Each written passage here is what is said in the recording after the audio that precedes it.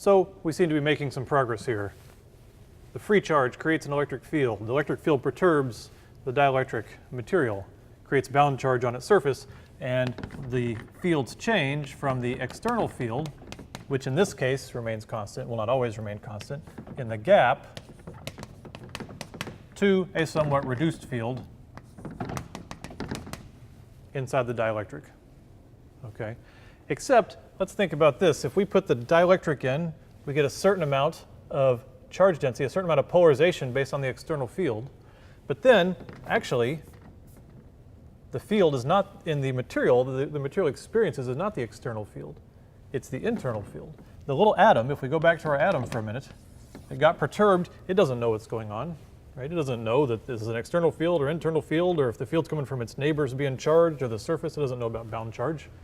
Right? All it knows is it has to find a value to reach. Right? So we have a little bit of a problem, but sigma b depends on E internal. And E internal depends on sigma b. So there's sort of this circular problem. We can't just keep going around in circles.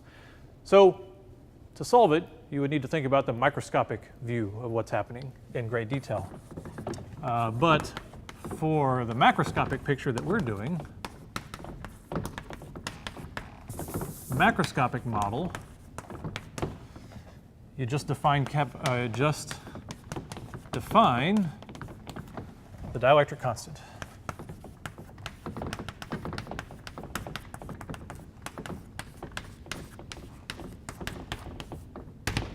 The dielectric constant K, the unitless number that you can use to characterize a dielectric.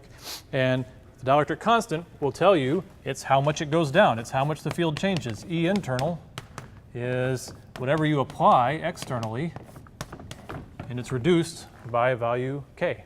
That's what the dielectric constant is. Okay? So if you have that, then you can go back to our former equation. So we could say, in that case, then before, what did we have? Before we had sigma free. Oh yeah, we could say that E internal, which we now know is sigma is the free charge density over K epsilon naught. Right? So that's E external is sigma free over epsilon naught. We're just dividing it by the dielectric constant. That's equal to what? That's equal to the external field plus the polarization, the field the polarization creates going back.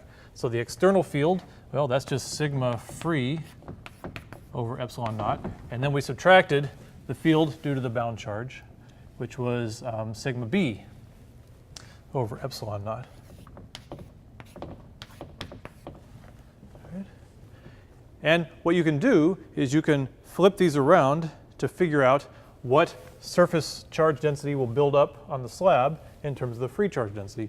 And you get that the sigma b, the charge density that builds up, is K minus 1 over K times sigma free.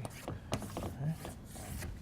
So that is a little bit of an answer of what happens. And we don't get into the deep solve this circular problem. That would require a microscopic model. We just have a macroscopic model. We just say it goes down. How much? This much. Why? Don't worry about it. It goes down by that much. We measured it. Okay? That's how you do it macroscopically. So that is it for our simple one-dimensional model. We saw what happened, right? We put it in, polarization, we got some surface charge, the difference between bound charge and free charge. Now we understand that. In this special case, outside it stayed constant, inside it went down, and we even have a way to measure how much it goes down.